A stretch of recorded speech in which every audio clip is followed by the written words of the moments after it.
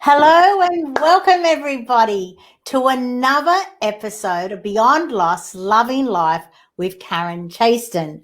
I'm Karen Chaston and it's so great to have you here today because I have the most amazing guest who I have had the privilege of sharing the stage with numerous times. Welcome, Grace Harris. How are you? I'm really well. Thanks for having me, Karen. I am very excited as well. Yes, as you said, we've enjoyed a few stages together and a lot of deep and meaningful conversations. And this is another privilege for me today to share with you. So, very, very excited to be here today. Okay, so while we're I'm not sure if there's any people on board yet, but I'm sure there will be. So, Grace, I would love for you to start sharing. Hi, Natasha. Nice to see you here. Grace, can you see the comments before we get started? The comments, no. Okay, so click on your screen where it says comments. We should have done this before we started. We were too busy chatting as always. Grace and I have these amazing, deep and meaningful conversations. So see Oh, comments on your side? hi, Natasha. Hi, Teresa. Yay, she can see it. Okay, great. So everyone, Grace, nice to see you, Natasha, too. So Grace, I would love for you to share your story because you have a most amazing story. Yeah, okay, cool. So my story really started a long time ago. Back in the Philippines, I was born and raised in the southern Philippines. And when I was 5, I was abandoned to live with relatives without any warning. And so effectively, I became an abandoned orphan child at very young age. And so I pretty much had to raise myself in this household full of relatives that weren't really, kind of family when it comes to raising a child. They were just there to account for my physical visibility, really. So I was surrounded by very adverse things that a child should not be exposed to, drug abuse, alcoholism, domestic violence, and whatnot. And I believe that really the story starts from the day when my mother abandoned me, because it was very vivid for me, Karen. And I know you've heard this particular scene before over a number of times, but for those of you who don't know the story yet, so it was a day when she said to me, "Let's go and visit your grandmother," and it was supposed to be a visit. So I was really excited, wore the best dress that I had, and then she said to me, "You stay here, and I'll come back for you this afternoon." And so I waited all afternoon, but then when the sun came down, I realized that she was never coming back. And so I think that day the story started, because what happened was it was an instant death, because as I was still growing into the child that I was, children are blank canvases, and they're, spiritual beings, and they're really just taking shape into what the world is going to be for them. And so I had like an instant cutoff and I changed that moment. Like I had to really protect the child that I was, and something was born, which was, the protective, defensive, hurt, entity. Or it wasn't even an entity with an age. It was just an entity that really grew bigger as the pain was became more. So the more pain and struggle I was subjected to over the time, the bigger it became. And so that's who I've shaped out to be in the next 20 odd years or so. And long story short, I eventually found myself here in Australia, experienced a lot of success, but I've discovered that I was... Grace, before we go into that, I've got a whole lot of questions coming up. And welcome, everyone. And thank you for typing in where you're from. Hi, Edward from Canada, the whole lot of it. So, Grace, and please type your questions as we talk to Grace. So, Grace, the first thing that comes up when you say you were abandoned by your mum, my first thing that, you expected her to come back that afternoon. My first question is, how long was it until you saw your mum again? It wasn't long, because what happened is that so it's a small town. So she lived in a street that's, let's say, I don't know, 20 streets away. And it was a very small town. We used tricycles for public utilities, so which ran probably about 20 miles per hour. So very slow. But, you know, like she would be, I don't know, 20 minutes away if she were to take a tricycle. So she's in the same town, and I knew she was still alive. So I would have seen her on and off over the course of the next 5 years. She would come to see me or people in my grandmother's house for, I don't know, for an hour or so. And she would just, sometimes I don't even know that she's there. Like she would just be like a spectator, a passerby. And there was ever, so she was more of like a person, not a mother kind of thing. Okay. Right, that's what I think. Hi, Melissa. We've got Melissa Groom on our conversation with us, Grace. Oh, hi, nice to see you here, Melissa. And yes, Grace is beautiful. Okay, so you lived with your grandmother until you came to Australia. Is that correct? Well, I lived with her until I was 21. I moved away from there and then moved to the capital city. So I was by myself for about 2 or 3 years before I moved here. Yeah. Okay. Melissa's asked a great question. Because as she says, you know, her heart is broken. My heart is broken. Anyone would do this to such an innocent child. And then the next question, how did you come to trust people after being abandoned by your mum? Wow, this group is very engaged. This is going to tear me up a little bit. Thank you guys for your questions and for being supportive. Thanks, Natasha. Yep. Yeah, my heart breaks when I think of things that like this that happen. So, Mel, so how did I come to trust people after being abandoned by my mom? Very good question. I didn't actually get to that stage fully until I was 40. So what's that, 35 years? Oh, wow. I mean, yeah, because wow. Yeah. So let's talk about the process of you actually being able to come to that. So what was your journey? Obviously you've had relationships from, say you were like 20. For 20 years you had relationships where you couldn't properly trust people. Is that what you're saying?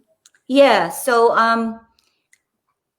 how I've identified that I had some really big, massive trust issues was I came to a stage of my life where I've recognized I'm really successful in most areas, but there was one area of my life that I just kept on self-sabotaging. It was the relationship area. Like it was, I could, for the life of me, I couldn't get them right. And I did have some small signs when I was younger. I wouldn't, when a boy would ask me a question, I would always be like sarcastic or rude, you know what I mean? Like I was, and I was fiercely independent. Like it hurt me to ask for help about anything. So those were the type of the signs, but I didn't really take note of them until it was my second major relationship where everything was breaking down, my health, and I was my well-being was breaking down, and then I found myself in a near-death experience because of the overall mindset and well-being breakdown. Like I was just going to have a run-of-the-mill standard shoulder surgery. And what happened was I asked the doctor who was the anesthetist, I said to him, please look after me. I want to be here for my children. I was crying. And I almost did not wake up from that operation because the doctor said, look, you were quite upset right before the surgery, and we've deemed it necessary to give you just a little bit more than what was originally calculated for the anesthesia. And because of that, my body just gave, and I almost did not come back. And that was the wake-up call, like, what's going on? You know, if I don't get this right, I don't want to have a second wake-up call like that.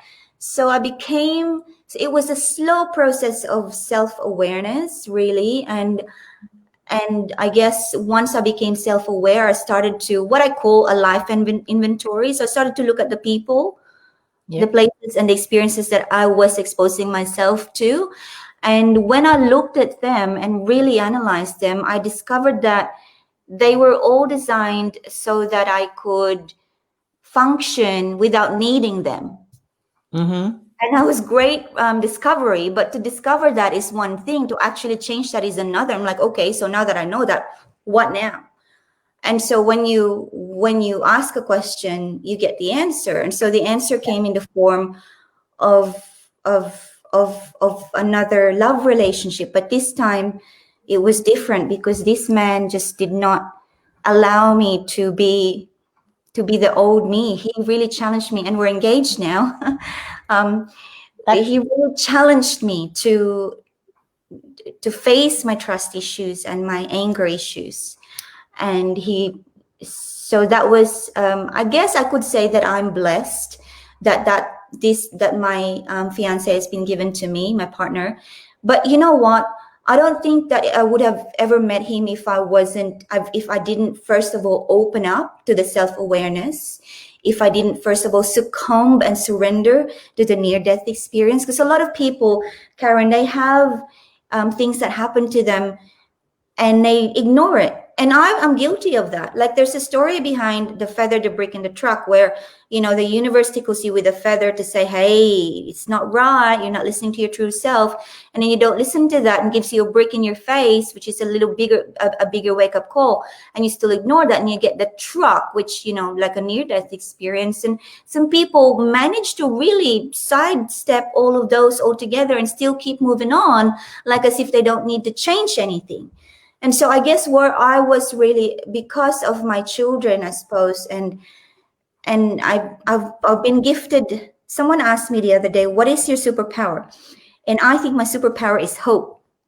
Because when I was a child, although it was difficult because it was a small town, there was a lot of these open fields, like it's just like all trees. And I remember when I had time and space for myself and no one was watching me, I'd run to these open fields. And I remember so vividly, I would just twirl around, there's all this wind blowing my hair. And I remember the feeling of hope that something good's going to happen. And so that hope traveled with me until I was older. And I think with the near-death experience, that hope sort of seeped through again. And then I thought to myself, I need to really do something about this because, even though on the outside I looked so successful, and a lot of people probably can resonate, you seem to be doing everything that everyone else is doing, traveling, all this, all that, buying this and that, but something is not right. So there's so much in what you said then, and I just love it. So let's deep dive into it so we can it's all about us figuring out what our loss event is and then being able to move beyond it so we can love life. So first of all, I think we'll start with Melissa's comment, which I just love. We must trust to be able to love and be loved.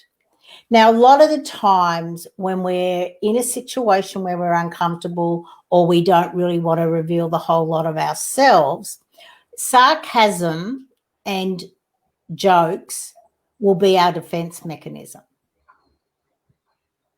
because we're sort of putting this barrier between people and saying, I'll just let you in so far, and when you say or do something I'm not comfortable with, this is my response. Yeah. Did you feel that was you?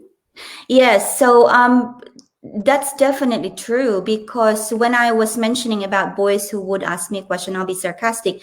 Obviously, they felt close enough. We would have hung out a couple of times already with common friends, so they felt safe enough to ask deeper questions. And I'm just talking about general question like, this is back in high school. Like someone would say to me, where exactly do you live? Can I probably take you home or walk you home? And I would just be like, I didn't know this, but deep inside me, I'm like, whoa, no, so I'll say something. I wouldn't show that reaction, but I say something that would shut them down. So they wouldn't, and I remember those moments, and I just ignored them to be like, I didn't really question myself. Why do I do that? Why am I rude to them? Because it was something that was easy to move away from. But I let it fester. And then you said you asked the right questions, right? You asked for someone to come into your life to help you to learn how to love. And So how long between the asking and your fiance showed up? Okay, he wasn't your fiance when he showed up, but how long was he? It's just I don't know his name. Sorry. Dutch. His Dutch. name's Dutch. Okay, Yeah. cool. Okay, so how long before asking and Dutch showed up?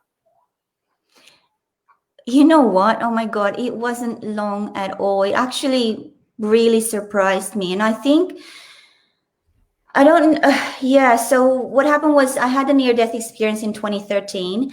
And I spent some time grieving for, because with uh, grieving for the things and the people and experiences that I knew was going to have to leave, like, you know, the weakest links. And so I've let go of a very toxic relationship in the same year that I had a near death experience.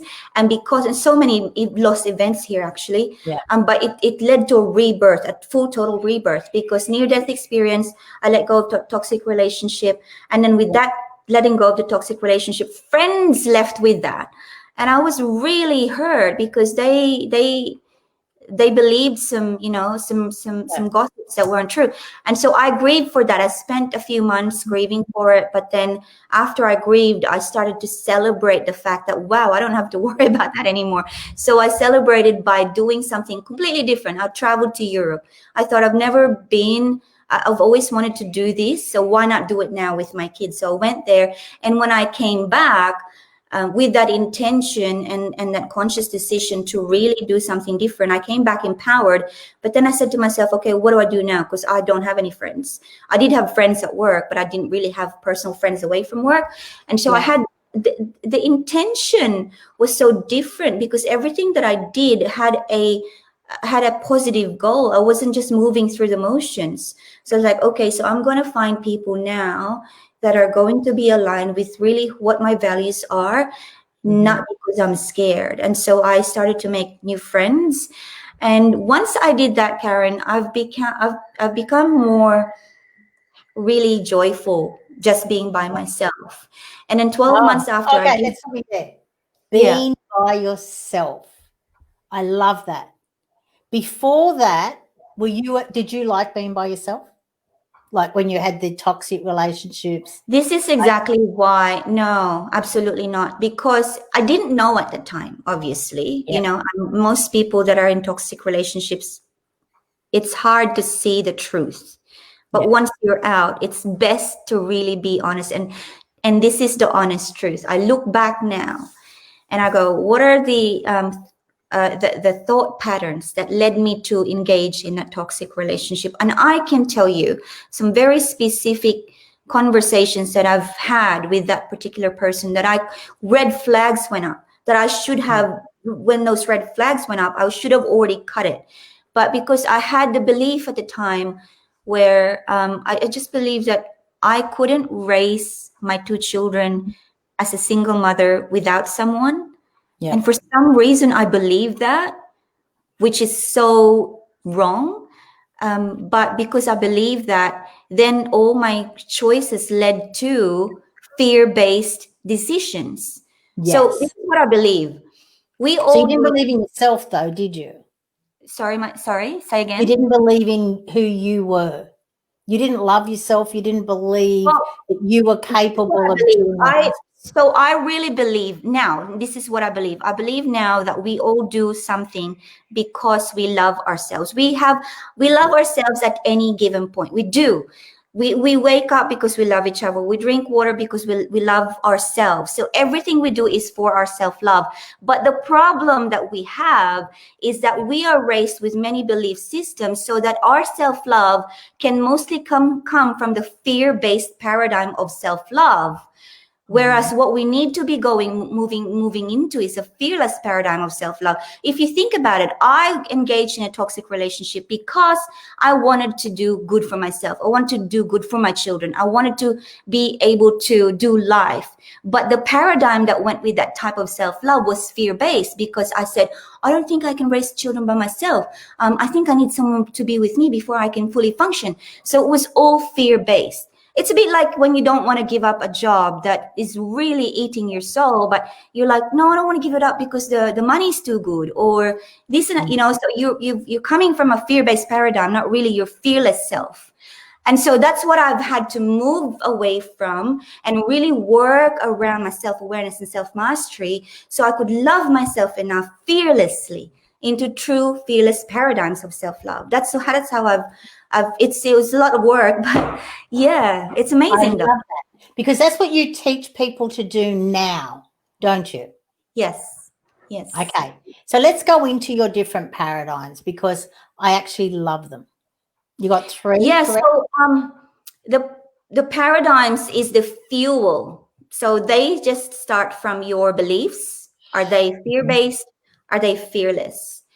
And whether they are fearless or fear-based, it will manifest into a decision and action. So decisions and actions come together, right? They're not nuts and bolts. They're inseparable. So if the belief is fear-based, the decision and the action is going to inadvertently become fear-based as well. So belief, I can't raise children on my own. Action, Yep. engage in a relationship, whatever it is, as long as it's a relationship.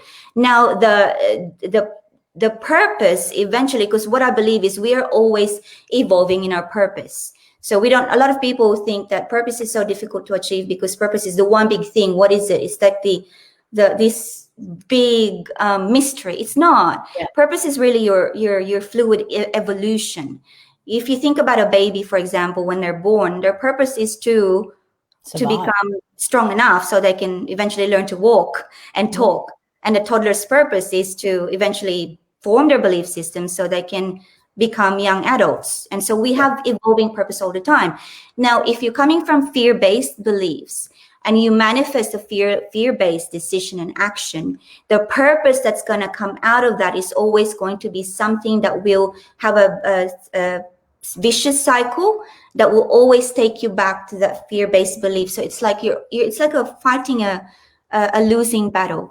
And so it will spiral you down instead of spiral you up. So paradigm of self-love is always supposed to lift you up to your higher calling. But if you wonder why I'm doing everything that I'm supposed to do, but why is it not working? Well, you have to examine the belief systems that are, fueling those actions and decisions that are manifesting, and you've got to go, it's not easy. No. You have to really deep diving is never easy. But don't you feel, Grace, that this pandemic is all about us doing the deep dive? Yes, absolutely. Absolutely. Yeah. And I find that the people who are not struggling as much are the ones who have started the deep dive years ago. Like, I started my deep dive in 2012, and so 8 years ago. And it is about, it's like peeling an onion. You take off the outer layer and there's more and there's more and there's more. And you don't ever seem to get to the core, because there's always something that will sort of come up and trigger you. Sure, you'll move a lot quicker through it when it comes up, the more work that you've done. But I just feel that that's what I find 2020 not as bad as what a lot of people think it is, because I feel that we're all shifting into a new world where we are more conscious. Yeah, look, individually, we can always choose to think about me, like just isolating yourself. But the truth is we are universally connected. And if you look at it in a universal perspective, this was necessary. And this is going to come across controversial, but personally, I don't think this is the only shift that we deserve to have. Because what's happening is, for the first however many thousands of years that we've existed, we have operated from, what is it called? The lizard brain, the fear, fight or flight brain.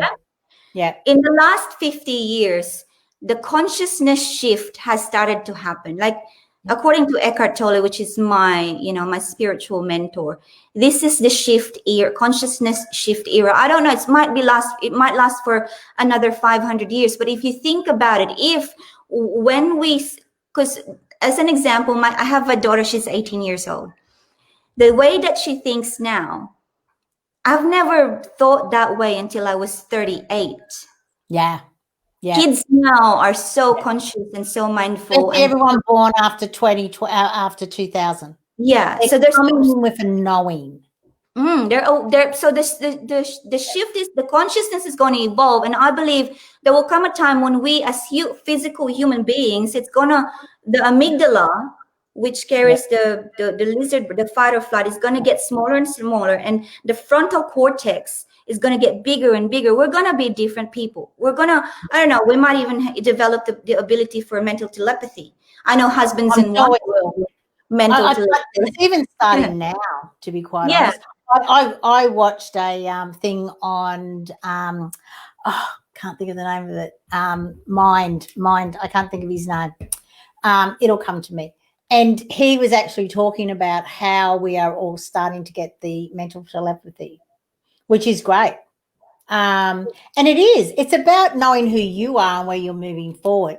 So we'll just go to comments quickly because everyone's popping up. Thanks, Sarah. I'm glad 2020 has been awesome for you. And Natasha, thanks for being so here, and saying to you, Grace, how great you look and healthy you are. So can you answer her question, so you can respond? I was just reading. So her question is, did you seek any counseling, or were you able to review your past mistakes and work toward bettering yourself, not making them again? Great question. Okay, so I'm going to answer this very, very, very honestly. And I will now, just as a caveat, this is a voice of experience. And if there's anyone there who does not feel very happy with the response, it is the truth. That's all where I'm coming from. So the truth, over the years, I've sought counselors, because you can get that through a GP. No, not counselors, sorry. What do you call them? The psychologists. Yep. Yeah, is that right? Yep. So psychologists, yeah. I probably had a couple of them. And so what I found with them is that they take you back. Okay, so I didn't need to be taken back. And for many people that works. I needed to move forward, because what's happening to me was I was being held back. Everything I did was because of that one day that she said she was coming back for me this afternoon. So I now need to learn to move forward. How am I going to fearlessly move forward? So I stopped after two different psychologists. I stopped. And then after during the toxic relationship, I tried a different angle, because I was born and raised a Catholic in the Philippines, not practicing any religion now, except that I studied Taoism. But during the toxic relationship that I was just talking about earlier in this live video, I went to a priest, because my kids went to a Catholic school and whatnot.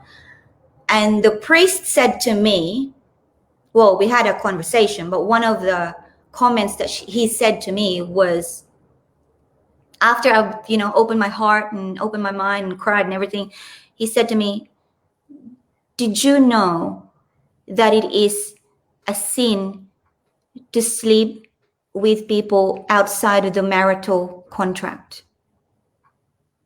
And so I was really, short of calling me promiscuous. Yeah. I'm sorry, but yeah. He could have used another word. Yeah, that's disgusting. Yeah. So that was the end of me seeking advice or counsel from religious institutions. And that was the start, Natasha, when I really realized no one else is going to be able to really help me but me. Yes, I love that. I so love that, because it's our own responsibility. And, in everything I talk about, as you know, is your trials and tribulations come to you to help you to move beyond them, to grow and to find your inner power, your inner wisdom, your inner love for yourself, so that you can become the person that you're meant to be in this lifetime. And I love that. I love the fact that you did that and realize that and help other people, because both what you and I do is we help people to realize that they are the master they are seeking. Yeah, I know. There's a lot of. Sometimes it may even come from your own family that Yeah. you're looking up to them for some good advice, and if they're not able to deliver it to you, um, it, it's everybody gives their best at any Yeah. point in time, and you know that was the best that the priest can give me at the time, and so on and so forth. However, sometimes other people's best is not what you need. It's really your own counsel because everything is already in there. You are the Yeah. hero that you have been waiting for. It's all inside of you. You just gotta connect to it and just really listen, and stillness speaks. Yes, it is, and there's so much said in that stillness, so much, but Yeah. we don't listen. And that's why I love about 2020 is the fact that we've all stopped. We've all stopped running. We're all stopped being so busy that we can actually listen.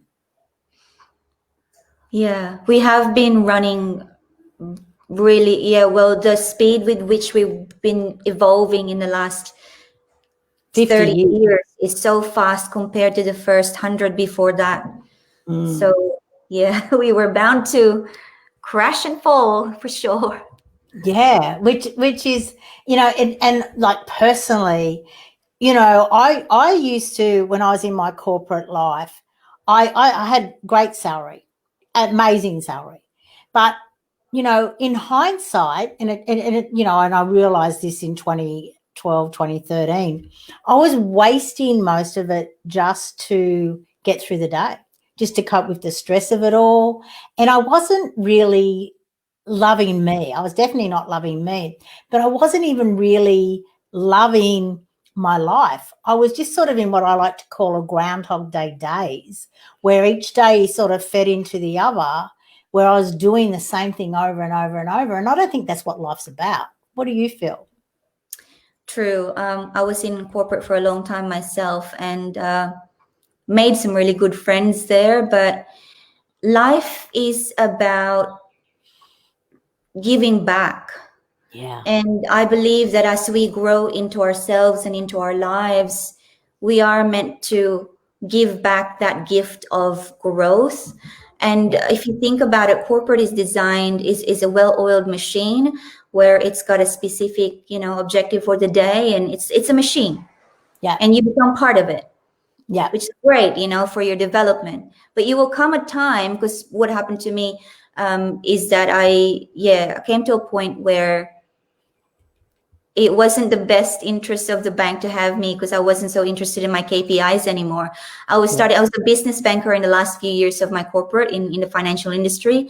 And I was starting to notice that the conversations I was having with my business clients were more deep and meaningful and were more, geared towards their goals and dreams and their whys. And it wasn't really about the profit and loss and and acquiring that asset finance and the business loan and whatnot. So I just I think it was the start of me listening to, because I left corporate in 2017. So within the time of me transitioning into my higher self, I was still in the corporate for some of that. And finally, one day came when I thought, no, it's now time for me to step out. And you get faced with all, like you, Karen, you would have, with a very comfortable salary. I found this really great quote the other day. I can't remember who said it, but it goes something like this. The three most difficult addictions in life are heroin, carbohydrates, and a monthly salary. I love it. I think the Yeah. monthly salary should probably come first, but I know it's the punchline. But because it is, that's what keeps you from growing. It really does, because Mm.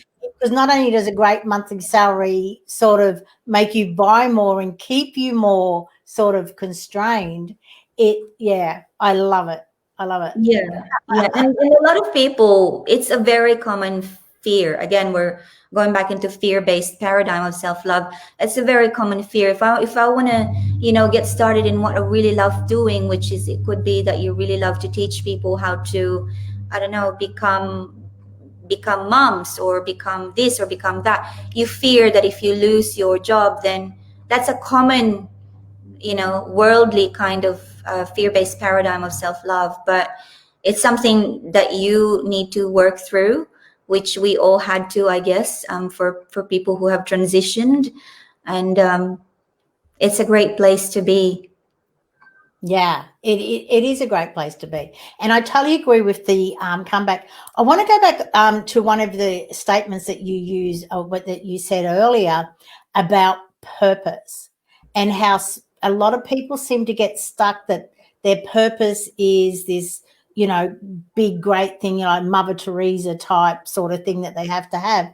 Whereas your purpose changes throughout your life, every 5 to 10 years, depending on where you are. And sometimes your purpose may be to be the greatest mother at this time, and people downgrade that, or it may be just to be the greatest partner, or it could be just to be the greatest person to yourself, where your well-being is, your focus for this moment.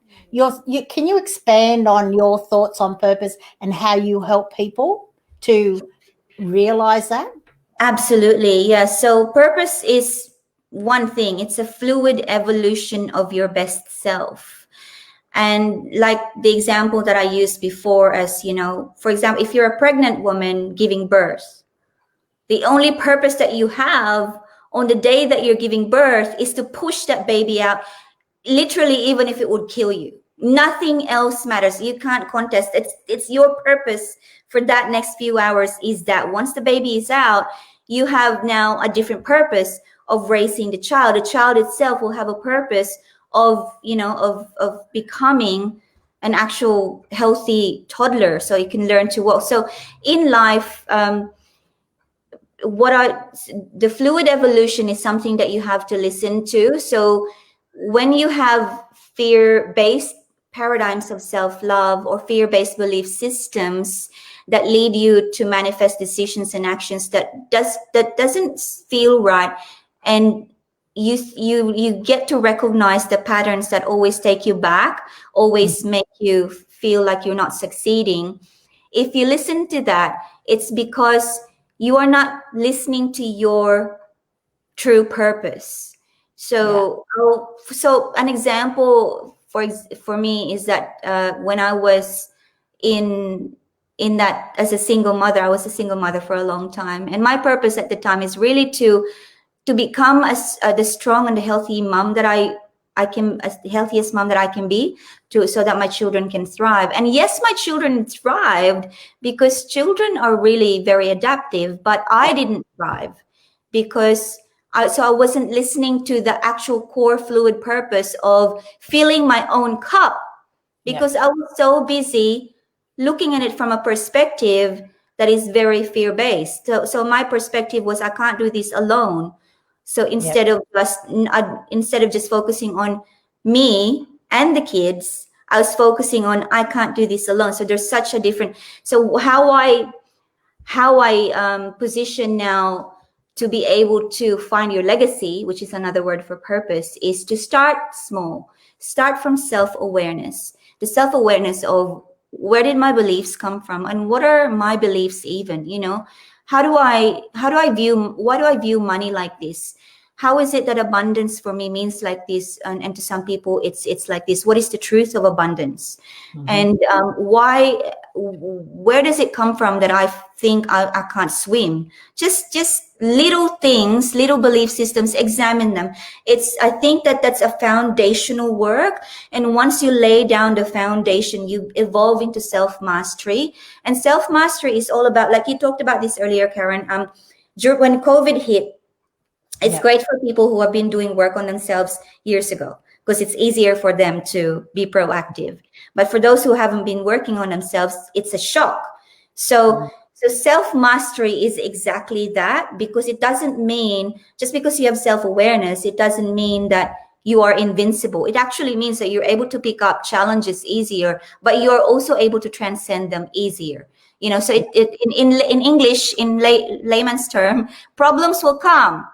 Disasters still happen, sickness, loss of jobs, It just because you're self-aware doesn't mean that you are exempted from all these problems. But because you're self-aware, you're able to work on your self-mastery so that you can always come back to your center, and you are on purpose, and you're focusing on what is your legacy. So I teach women to be foundationally to be self-aware, and then I create workshops so that they can practice self-awareness. And then the legacy piece is it could be anything. So a lot of women, though, what I find, because I'm passionate about helping women 99% of the time, not so much men, but this is just my choice, because I believe that if we help women, we will be able to reduce the incidence of abandonment in the world. By helping women, it will have ripple effect into children, to different generations. So I am passionate about helping them to uncover what is that purpose for them right now, and to really work on that purpose, that legacy, by becoming self-aware and then becoming masters of their destinies. Because you were, you always have been, and you are, and you always will be the master of your own destiny.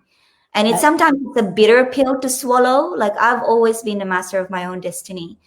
Even when, I had a near-death experience, even when I had a marriage that didn't work out, even when I always had the call, that I always had the decision in my hands, but I used fear-based decisions because I wasn't aware that my paradigm of self-love was fear-based. I didn't go deep into that. And it's okay not to know for a while, but you get to an age when you know that there are things that you can work on. And I know that in this community, we are all self-aware, but it's all going deeper. How deep are you willing to go? Because it's gonna hurt. It's gonna hurt. But the more pain the more that you go deeper, it's just the reward. The joy, the joy and the love and the wisdom that you receive is so true. Let's go to comments, because everyone, as you said, are very engaged, which I love. Thank you, Sarah. Let me go. That's beautiful, Natasha, that your daughter's superpower is love. And to be quite honest, I think love is everyone's superpower. Glad you're loving it, Sarah. Thanks for being here. I love that your purpose changes such powerful information. And it is true, Maxine. So, Grace, what I've got when you were talking about purpose, every day your purpose is different, isn't it? Yes. Like, some days it depends on, it could be every hour, could depend on what hat you are wearing at that time.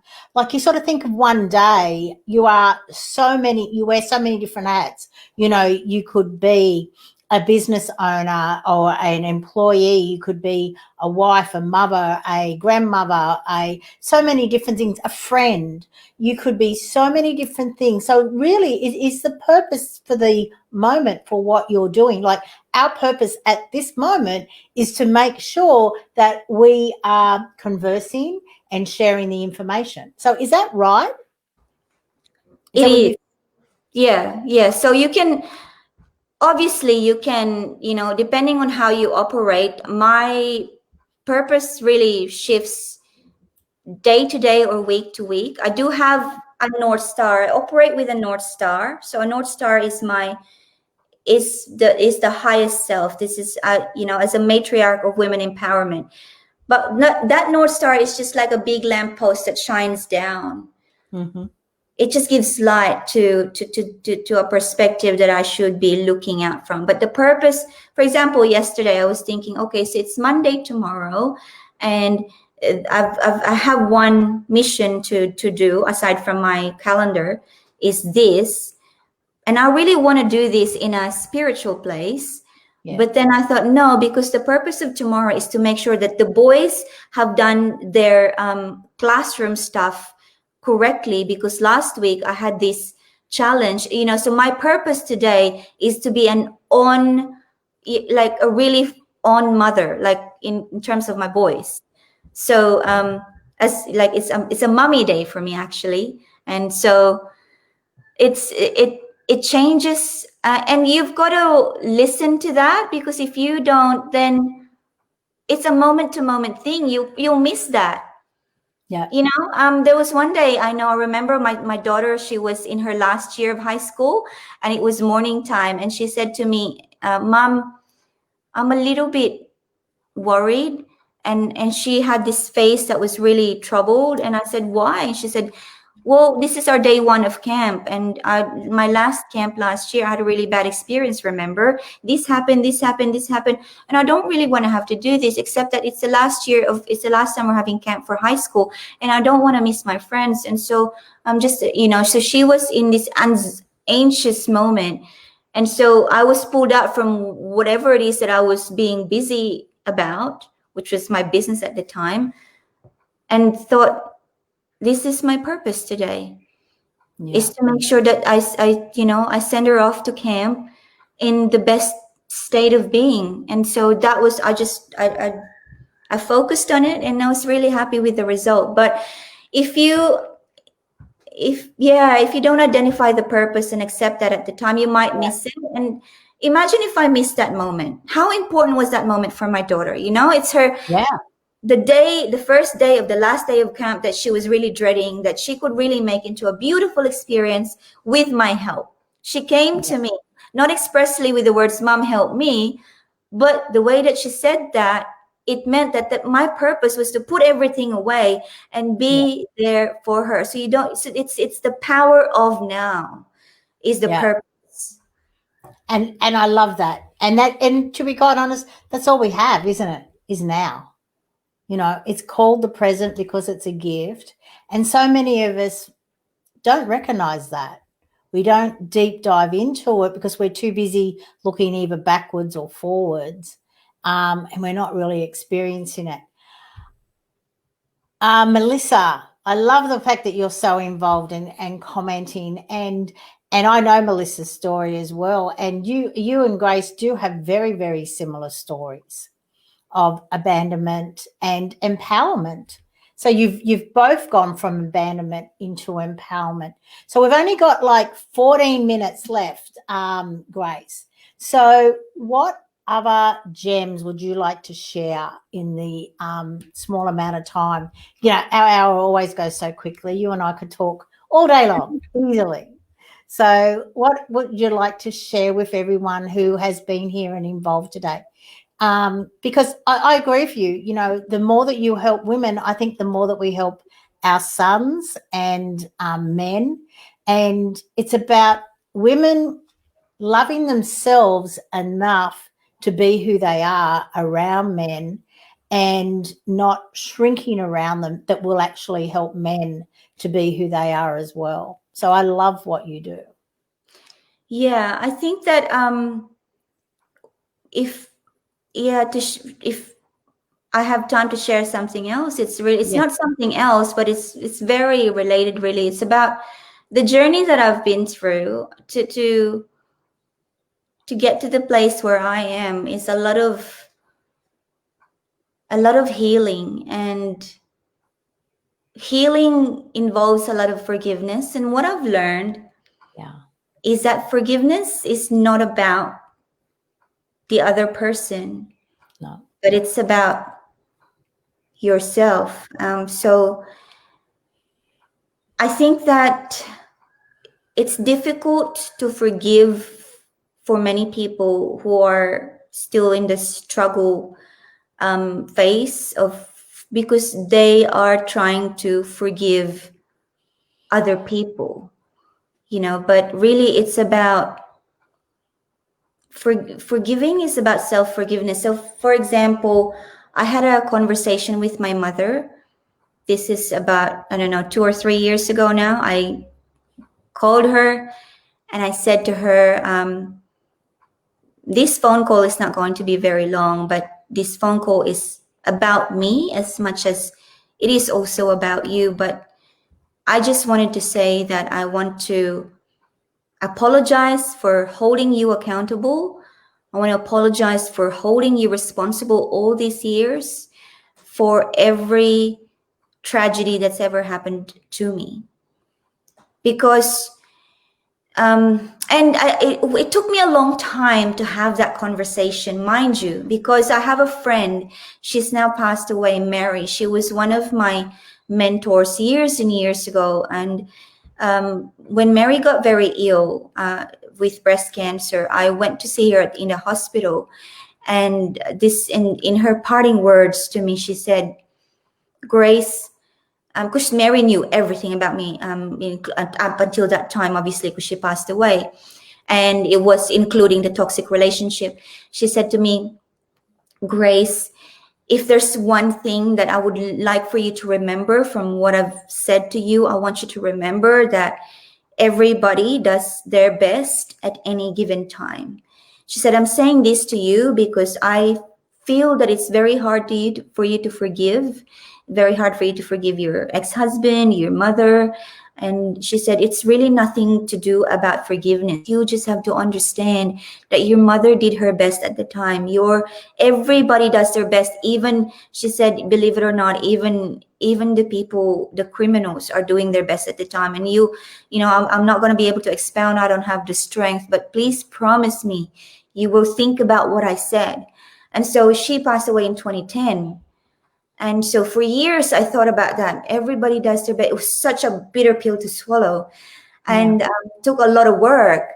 But when I got to a place where, you know what, she's right, because it's true for me. And so what sets me apart from everyone else? They're human beings, so we're all the same.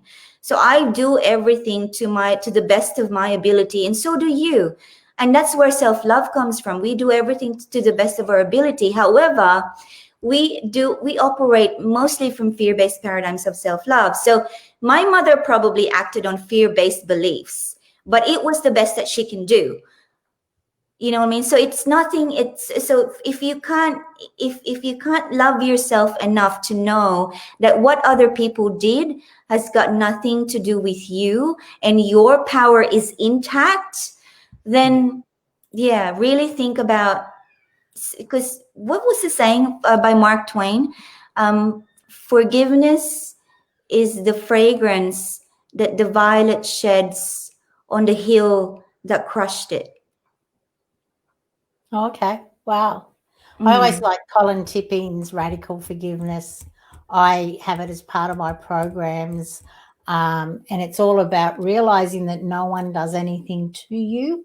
They do it for you, which isn't easy, especially when you've been abused. And it's about who you forgive so that you can move on more than anything else, whether it's yourself or whether it's others. And I also like the old Ho'oponopono forgiveness prayer. I'm sorry, please forgive me. I love you. Thank you.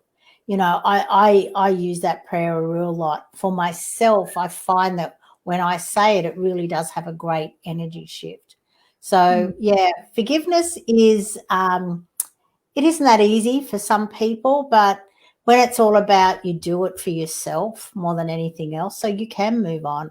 I find it's a lot easier, but I love that. So Grace, I'm going to share contact details now. So I know you've got a lot of different programs and stuff like that. And normally on your website, you always have free content. So do you want to sort of talk about that?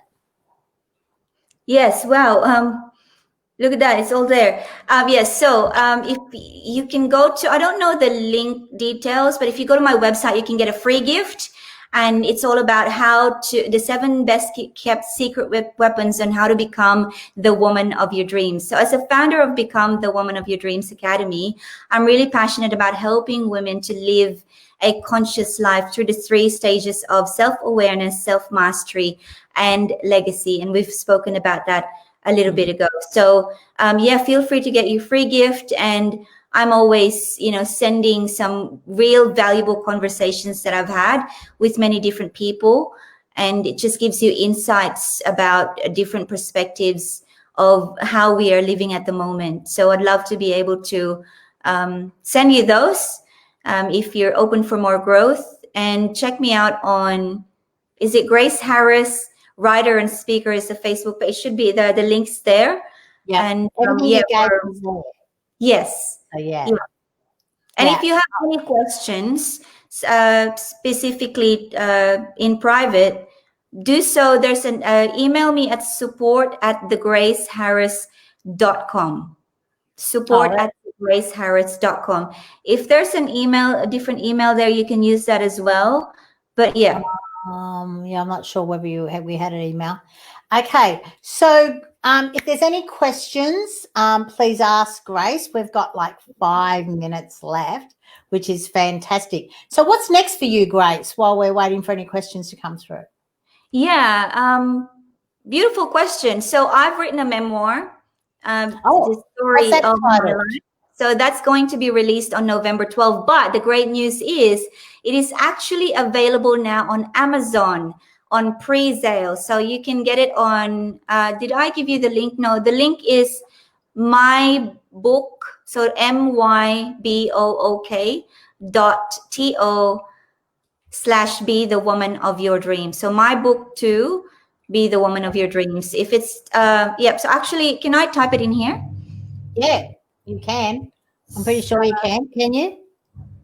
Type in the chat. Private chat. Oh yeah, I think I can. So so I'm just gonna type it in here. Be the woman of your dreams. And while you're typing that in, thank you, Melissa, for saying congratulations to Grace for writing her book, which is amazing. And also to Patricia, thanks. Thanks for saying thank you for passing on your knowledge, ladies. And I must admit, I love this. I love sharing my wisdom, and I really do feel that's the legacy. Is, we all live. We're all so different, but we all live similar lives. And, that's why I help people to move beyond loss, because I don't want people to have to go through what I went through when I lost my son and then my job and all those sort of things. I went looking for a better way to do things, to move beyond loss. And there is a lot easier way. I, like you, Grace, I feel if we had these things at a much younger age, we would have lived completely different lives, which is why we love to give back. So were you able to type it in? Because I can't see it. Not really. It went to private chat. So, okay, I'll copy it from private chat. Yeah. And I can get it from there. So that's perfect. Okay, we have 3 minutes left. We're now on countdown. Yeah, and the other thing I'm really looking forward to when you ask what's next is that, and this is exciting for me, so I wanted to share it and just put the vibes out there. So I've been invited to speak at a conference in March in Paris, and what's really sort of amazed me is that this conference is usually for scientists, and it's women health and women empowerment. And people are talking about, women's heart conditions, women's endocrine conditions. It's just really biological almost. But then I've been invited, and apparently I fall under the women empowerment side of things. But I'm no academic, right? I'm a creative person. Ever since I was a child, school was not my thing. And so I'm looking forward to really spread the word out there about the awareness on the epidemic of abandonment, especially in the Philippines alone. There are 2 million abandoned children. Wow. Granted, most of these children's circumstances are because their parents are too poor, but mind you, there is a fraction of these abandoned children that have come from middle-class families like myself that have been willfully abandoned by their children. Now, I want to raise awareness on that, because by helping women to be empowered, like would my mother have been empowered and come from a fearless self-love, she would have made better choices and better decisions and better actions.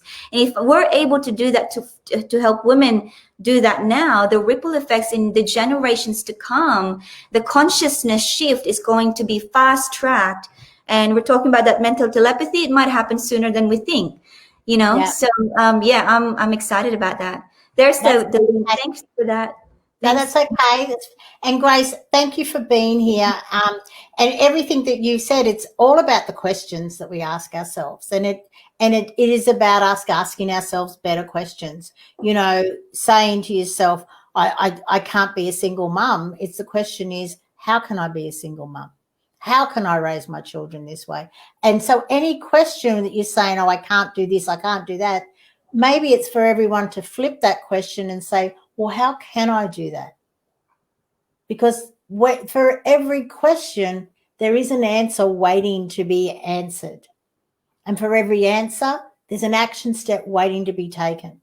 And for every action taken, we move one step closer to being able to live and love our lives. So thank you, Grace, for being an amazing guest here. And thank you, everyone who has been on this show live. We really do appreciate you being here. We're out of time. So bye, everybody. One last thing, Grace. Bye, everyone. Thanks for being here. It's been beautiful. Have a great week. It's gone so fast. Yes. Bye.